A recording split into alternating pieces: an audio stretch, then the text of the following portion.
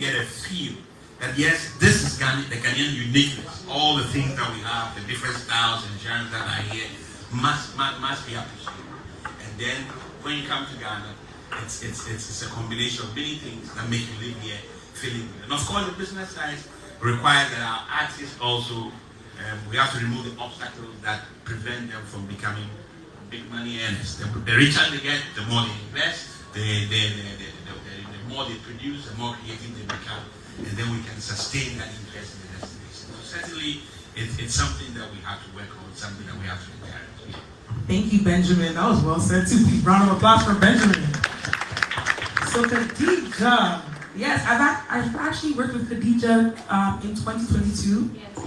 And wow, a woman in force. Like I must say, women in power. It's nice to see women in the front line putting things together. And she actually handles the management of putting artists on Afrofuture. Yes. Music. Yes. And tourism, that is, I don't know how to say this, but it's a very big role, putting these artists in front. And as you were saying, how can we put these initiatives in front line for Africa Music Week? I think that globally, we've all started to see the impact and importance of African music. And the world is looking at us. So it's an opportunity for us to identify what are the loopholes. And I think that some of the spaces we can start to work towards is capacity building, providing infrastructure, providing understanding and education. Because again, we have to understand that music is a part of our culture as Africans and as Ghanaians. And in as much as we want to be talk more about identifying what the Ghanaian is, we have to understand that the more successful we become, the more confident we are, the more proud we are of who we are, right? And when you love your own and the brightness in your eyes when you talk about your own, that is what drives people to you. Because then you're like, what is it that is making you so happy? What is it that is making you feel like you are special? So once we can build capacity, once we can train people, once people can see music as a way out of poverty, as a way out of low self-esteem, as a way out of not loving or appreciating ourselves as much as Ghanaians, the world will see more of us. They would love more of us. They would want to be part of us. They would want to be part of our culture. And then when we talk about music and tourism, it's intertwined. So for me, I think that building capacity is a way to start, and with what we've done with Afrofuture, when we started in 2017 on the music and talent team, it was just myself. For the first 2 years, it was just myself. Fast forward to 2023, my team is of 20 people who, bear in mind, they didn't go to school to study this. None of us went to school to study this. So there's a lot of wealth of experience. So we need to be able to strategically identify people and create opportunities for them to continue to experience and learn internally and externally, so that we can bring the skills and techniques that we are learning outside to enhance what we have, because we already have it. We just have to know how to put together structures and be able to harness what we actually have. Yeah. Wow, that was good. But Khadija, I want to emphasize, when you say build capacity, can you please emphasize what you mean by build capacity? So for example, when it comes to the festival, again, my team was just myself. And we've grown to about 20 people on that team. These are young people who have interest in music and entertainment. They might not necessarily know where they fit. How do we look at building the different professions?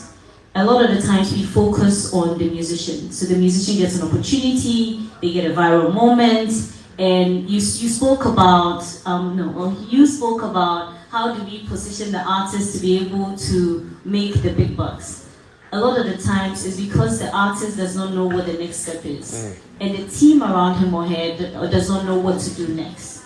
So it's creating workshops, creating courses, not just workshops, courses that are certified, that can bring some professionalism and structure to how an artist and his immediate team even operates, how to identify what an opportunity is, and how to take advantage of an opportunity. I'll tell you something. Yes, we say that we don't want to compare ourselves to the Nigerians, but at the end of the day, they're doing something and they're doing it quite well. And for me, I believe that when someone is doing something, we need to be able to look at it, find out what it is that they're doing, and how we can learn from it. When you look at the Nigerian music industry, a lot of the people that have come to build it are people from the diaspora, like yourselves, right? Because when the idea of the music industry was thought about, the truth about it is that people like me and you, who look like me and you, were not considered, right? So it's important that people that look like me and you, that are in the diaspora, who have had the opportunity to work within the structured music industry, come down to help us structure our music industry. Again, because we don't have institutions that train, even in Ghana, we are currently not studying entertainment law, right? So there's a lot of opportunities there that we can, in the music industry, the cornerstone of the music industry is law, is legal. And that's where a lot of artists find themselves in trouble. So if we can train lawyers, we can create opportunities for them to have internships in spaces where we can learn and we can come back home and implement it. So again, it's about looking at the different professions in the space. We talk about there are no job opportunities, but if we are able to identify the different opportunities or the different professions in the space, create courses, internship programs for people to learn and grow, they can now implement it in the way that we are operating. And everyone in their little way, being professional in how we operate the space, we would be able to have an industry that does not only thrive, but actually impacts the life of the individual, their families, and the economy as a whole. That's what I believe. Well said. Please, round of applause. Wow. Just to reflect on each keynote, I believe Ivy spoke about digital, and Khadija spoke about education. Rocky spoke about more, so to me, an ambassador right there. And we have branding. So I think the 4 keynotes today is digital, education, ambassador, and branding. Am I right? Yes. So Adam, I know you are, I need someone to pass a mic to Adam because he's supposed to be over here. You hearing all these amazing information, you as an artist, I've seen you grind. Like, I've not seen so much grind, but you do that in a way where it's, even if nobody understands who you are, just because of your confidence, we see that in your music, we see that in your network. Hearing all the beautiful knowledge, tell me, what are some of the initiatives we can also implement into Africa Music Week? Well, thank you. Good evening, everybody. My name is Adam once again. We should have him come up here. You should come up here. Can we get a chair here? Please come. My brother. Yes, Ivy's favorite person. My Volta brother. Please come. Ivy, no. You're about to do both so again. please have a seat. I'll stand behind you. I was gonna turn this into a seat. No, please have a seat. I'll stand behind you. That's okay. Yes, I'm good. No. I'm just gonna sit here.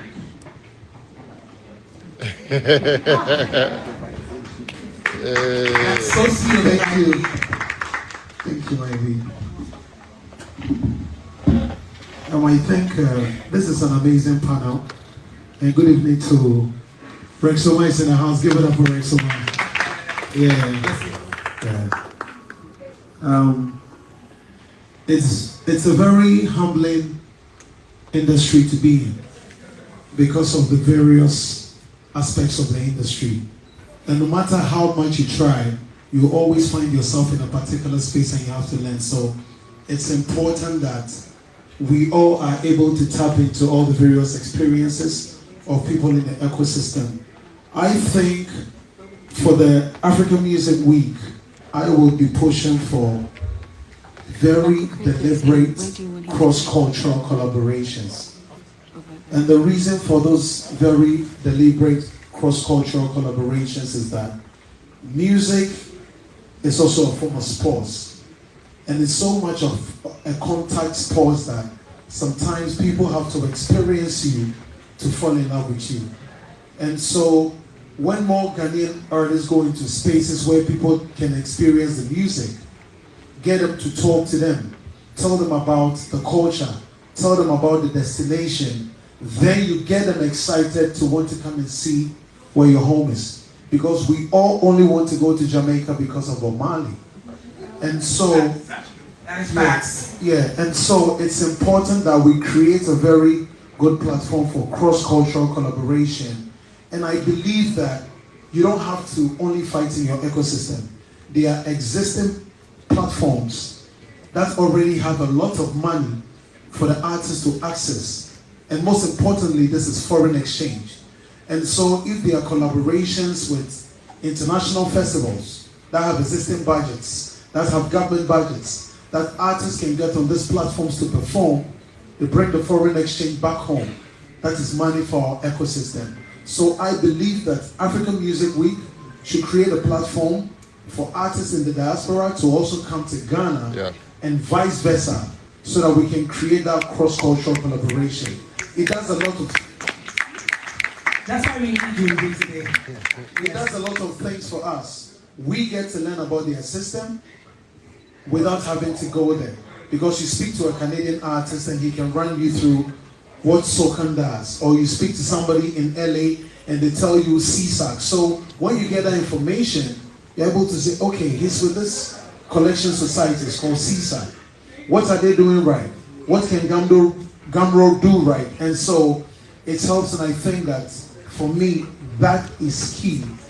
And I think last but not the least is how our institutions would also be able to monetize this in form of collecting taxes and revenue.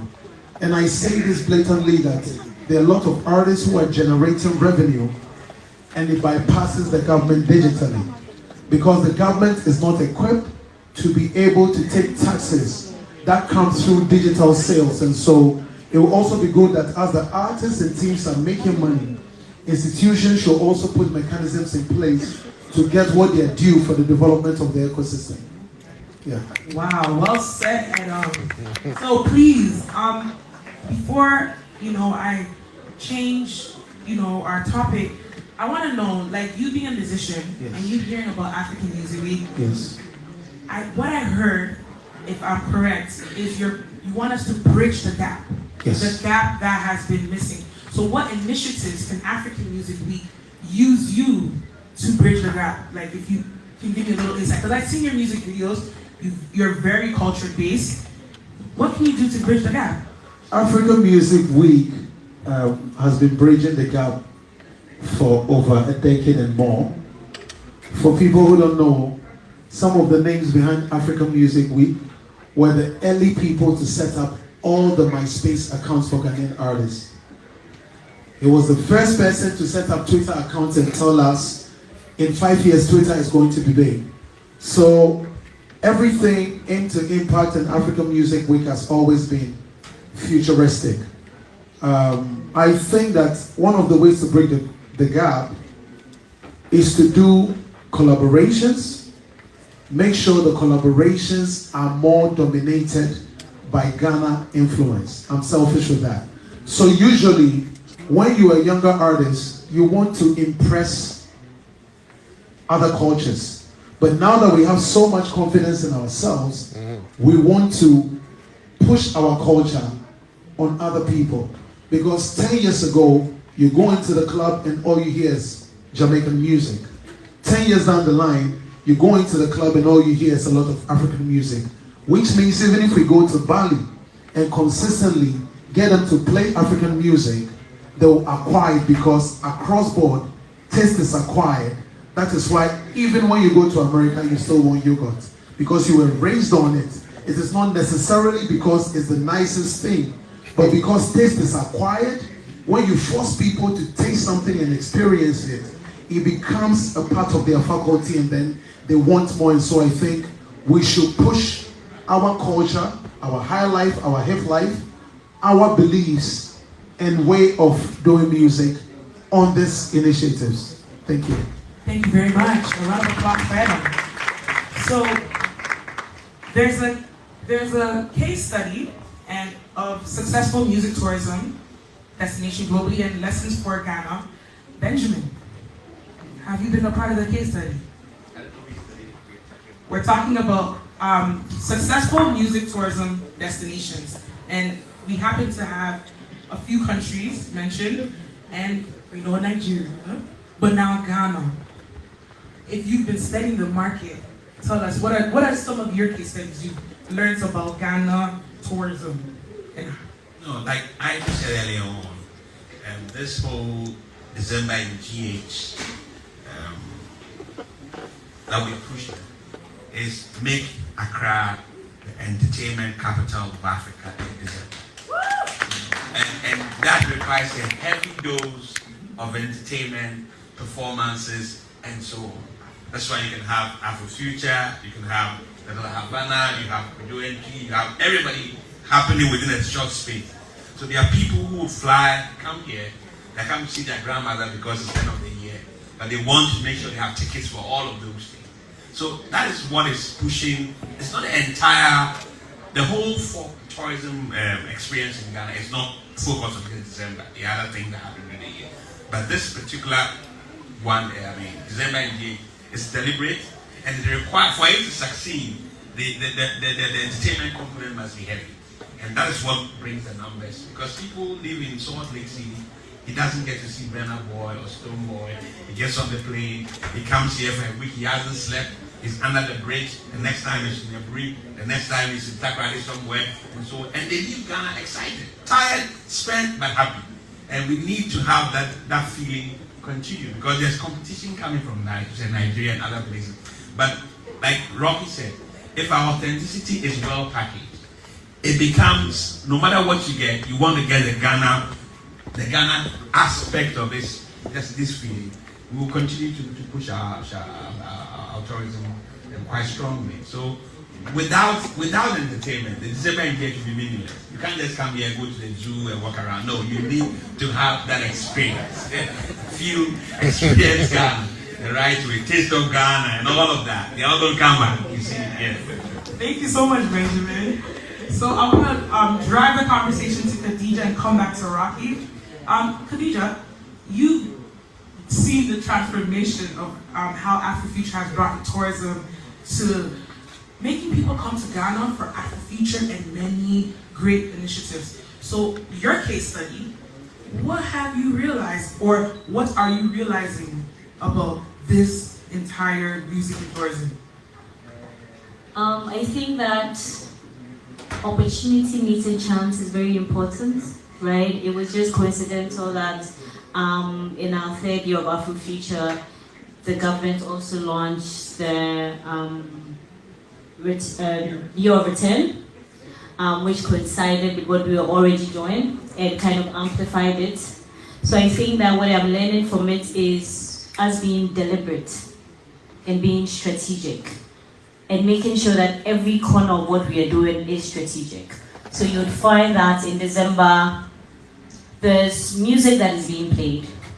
Most of the time, it will be top 4 music and it will be taken away. Most people, when they come to Ghana, they come in Shazam, they hear new music, and they carry it away. So if you release a song, let's say in October or September, and it gets heavy play in December, you'd realize that by the next year, April, June, you can actually have a hit song.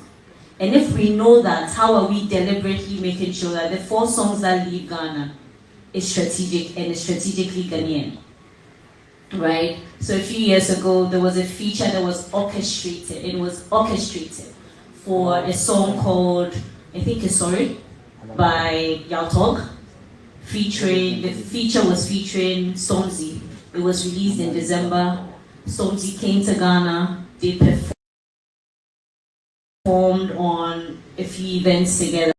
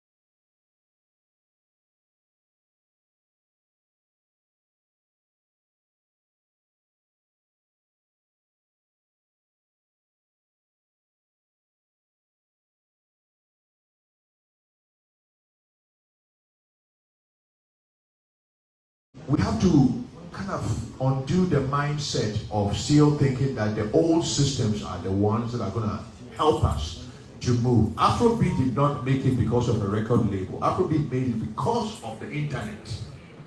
Because the audiences were already accessing the music and the music industry had to catch up.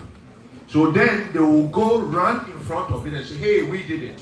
They did not do it. Because I had a club in Los Angeles that was curating African music, Afrofunky. He knows that he's been there. Yeah. It was the club that really launched a lot of the African revolution that Just happens this. right now. Because when I created Afrobeats, Afrofunky, because nobody would book me in America. So I created an environment to book African artists, set press there, from Femi Kuti, from Zap Mama, to every artist that was going to play in America came to Afrofunky because we could gather the press for them and they could be able to access. So what I'm saying is that we should use this opportunity to think outside of the box. You know, because sometimes when we think that somebody else is going to bring the solutions to us, and that person comes and literally pretends at something that we are already doing. Our music is already on its way. So what we need is working among ourselves, creating a solid institution where we also don't only push a few songs that we think that this is what is going to succeed, but we promote an ecosystem, a movement of Ghanaian music, whatever it is, to give it the same prime opportunity, and then we market Ghana music on a bigger level, give it an identity, put the necessary money in it, identify the markets whereby you can be able to break records, and we go directly in there and market it through digital medium to all the people who are listening to it. You don't need a record label to do that. And I think that we have to start having that systems mindset, because that's the only way that you are not going to go hand your own wealth and your own blessings to somebody else to come and profit after you have worked on it several years to create it. That's my... Wow, please give it up for Rocky. Wow. You speak with so much passion and I appreciate it. So I would like to wrap up with the last question, and that is policy recommendations to support sustainable growth. Adams, I know you're ready, so I want to toss it to you, and then, everyone give a little 30 seconds of your opinion, and then we can wrap up. Take off. Oh, wow. She's in a policy space. She's on, okay.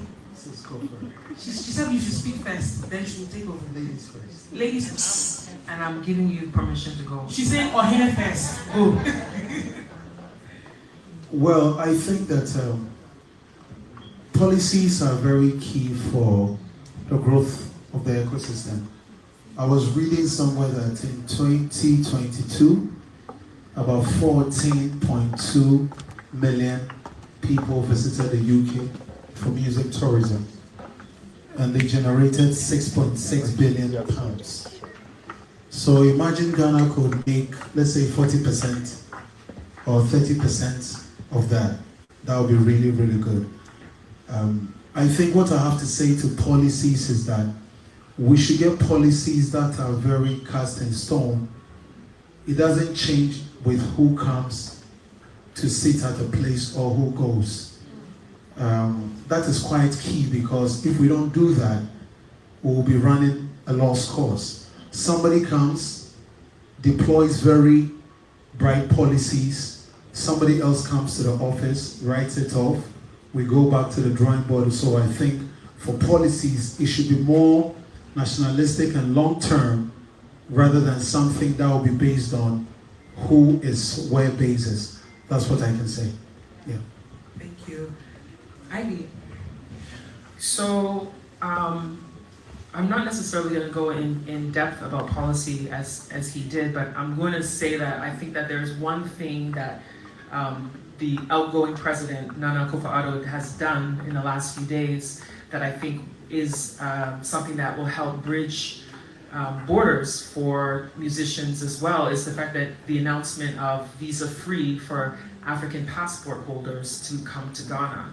So it's an opportunity for artists, music artists in Ghana, to now look at this country as a potential hub when it comes to the music business. So you may want to have a collaboration with an artist in Togo, or artist from Kenya, somebody from Botswana, somebody from Namibia, and the fact that they can now get on a plane and come to Ghana without thinking about, they have to get a visa, they have to pay this visa fee, it's gonna be this process, I have to do the interview. They don't have to think about that anymore.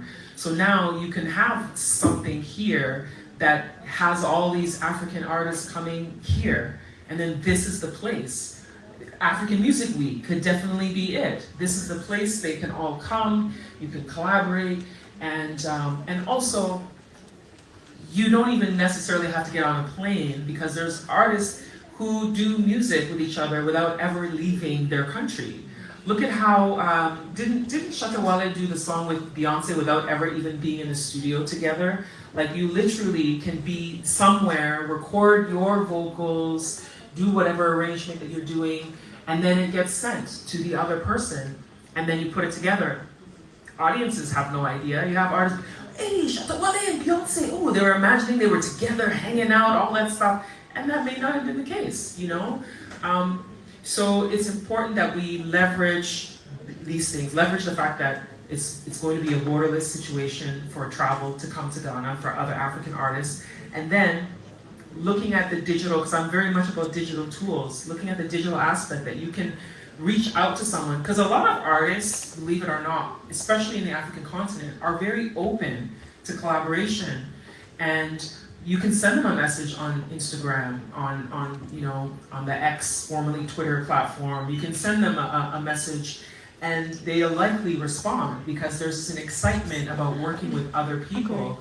And if you're a seasoned artist, maybe you might recognize an emerging artist that you may want to work with, and it may help them because you're already a seasoned artist, and for them, they may look up to you, and it'll be a great joy for them. So I see it as collaboration is the main thing, using the fact that it's now going to be borderless, that they can all come to Ghana, and then recognizing that if you, maybe you don't have the budget to get on a plane and come, you can still do work together using the digital space to connect and create music together.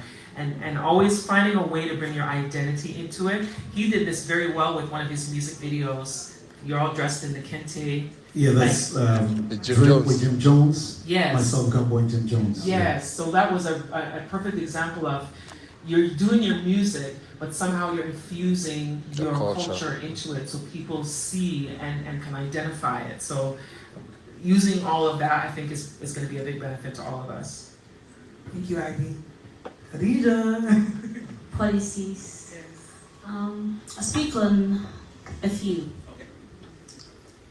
I think that we have to look at mechanical royalties. And what are You're the... gonna have to elaborate on the mechanical royalties, because So, there's a lot of music that is being played, especially even in the month of December. Restaurants are playing music, open air events. Yes, I know that there's a blanket levy that is collected, and some people get royalties, but we have to look at it from the policy level and how that trickles down and how we can monetize the music better. That's one. Secondly, a lot of people get inspiration from Ghana. A lot of musicians, a lot of labels. They are coming to Ghana, tapping into the energy, the excitement, and creating their new sounds and their new music. How much are they paying for that? We have to look at it as a country. When they go to New York or LA and they're doing a writing camp for a week, how much are they paying? How much are they paying when they're coming to Ghana? They're not only using equipment in studio, they're tapping into the energy of Ghanaians in Ghana to make their new music. it's the shade for me. And lastly, I would speak about education again. It's important because once we are better educated and better informed, our conversations are more coherent, and we are able to be on the same page to support each other and help each other elevate the ecosystem and the industry. So policies, what does that look like when it comes to equity, right? There's a lot of focus in Accra what are we doing to ensure that the education and information is going beyond Accra? How are we putting together courses, opportunities to let people know that there is an opportunity to create a career, be a professional in the space of music, apart from being the musician himself, right? With the Continent Live, we started a course that focuses on artist management and sound engineering. And that is, in our little way, what we are looking at to enhance the output of the music that we are putting out in Ghana so that we can compete on a global scale. And then the team building around the talents and the artists to be able to, again, identify the opportunities and take advantage of it. So I think that in these three areas, the government, policies, shareholders, stakeholders can come together to continue to have conversations. Again, I believe that the more conversations we have, the more we talk amongst ourselves, the more we can find situations and find solutions that are peculiar because, again, yes, the problems may not be peculiar, but sometimes they are peculiar to Ghanaians. So we have to find the solutions that work for us. Thank you. Thank you, Khadija. Rocky, over to you. Well, I mean, when we think about policy, I mean, first of all, it's about creating a resilient ecosystem. And by creating a resilient ecosystem is that we don't have to see musicians only as the artists who sing it. There's a lot more to music and musicians than that. There's the players of instruments, there's the people who sing, there's the producers and all of that who make the ecosystem that if it's not supporting them, then they can support the concept of a national development. So how do we structure our policies to make sure that we build it ground up rather than top down? So with that vision, I feel that as an artist who has been in this for a long time, the main area that artists make money from is live performances. You know, I mean, we can talk about all the digital things and all of that. They're great. They help in the bottom line and the long term. But there are a lot of working musicians who need an ecosystem that is constantly working for them to be able to thrive, for an industry to be created on the shoulders of that. And I feel that Ghana has always had a potential, but we've not harnessed the potential to its full extent. When we have thousands of people flying in here, the whole country should be a live concert scene. There should be live, there should be clubs everywhere with bands playing everywhere. That's the only way we can call ourselves the capital of music, if we're able to deploy such an energy. And to do that too, I feel that what policy-wise can be done is if we start incentivizing the people who can create those spaces for those artists to play. The club scene, you know, it's even heartbreaking to know that everybody talks of only one club, plus 233, when they talk about performances here. There should be world-class performance spaces like that, strewn all around the various regions, that when somebody lands here, they know that you can go there, see world-class performances in the club, you can go to this club. Accra should have all of those.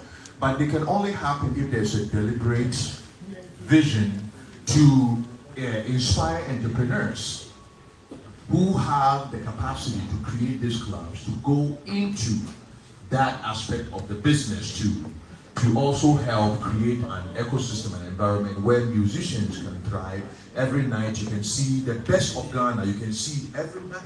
You know, you only have to come into Accra, not only in December, you come in January, you can walk in and see some of the best Ghanaian artists playing in different clubs. And I think that if we work to create that scene, then we don't have to wait for December in Ghana. December in Ghana will be every month. You know what I mean? And that will be, if we can have the capacity to support ourselves within, then we can have the capacity to also project ourselves without. Yes, thank you. Yeah, I think Rocky has He sparked it, eh? You know, we need to have sport infrastructure. I mean, it's always a problem. If you want to do a 5,000-man concert, where do you go to a grass sports stadium and say you're spreading the grass. Go here and say that, you know. So, you know, there has to be some appreciation of the need to create these spaces for these productions to go on. And what he said about, you know, the live band was thriving quite strongly in Ghana in the 70s. My uncle was a musician. I tried to go around with when I was younger. I think at Gege time they disappeared a while and so. But then to be useful. They all went to help the Nigerian scene. Yeah, you know what I'm saying. So the infrastructure bit is important, and some can be done by policy reversal, creating the incentive, tax breaks, and GIPC does that so well, so the investors can see that, look, if I go here, there's potential, and so that supporting environment must be created. Then we have a thriving local industry where we are enjoying our own music, and then the next stage is telling people come and enjoy with us, and then the other value chain, all the other people, the event organizers, sound engineers, and so on. There's a deliberate capacity building along the line. With time, we will understand, appreciate, and get the full impact of the music industry. So I think it's work in progress, but we should work together in a collaborative way. And when there are challenges, they come up, and then we address them, and we address them step by step. We can look forward, say, 5 years and do a look back and see how far we've gone. But by then, I mean, Ghanaian music should be everywhere. People should know about our artists everywhere in the world, because we are deliberately putting out, and the quality is good. It's like what Khalida is saying, it's the supporting arrangement around the creative people that seems to be a little lacking compared to other areas. But you don't expect the musician to be the creator, and then to do the marketing and build the space, and it's too much for one person. So I think there has to be a way to lighten the load, spread the burden, and then all of us benefit from it. Yeah. Thank you so much. Give a round of applause for such a knowledgeable panel. I would love for us to carry on, but because of time, I don't know if I'm allowed to just get maybe 3 people in the audience who have questions, and then we can wrap it up. Oh, we have a beautiful lady in the back. 1, and then 2, 1 more, and then yes. Please make it brief, and we'll go to the next programming.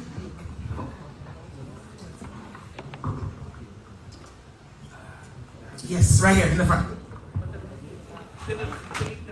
Actually, the lady in the back was first. So, yes, ladies first on this one.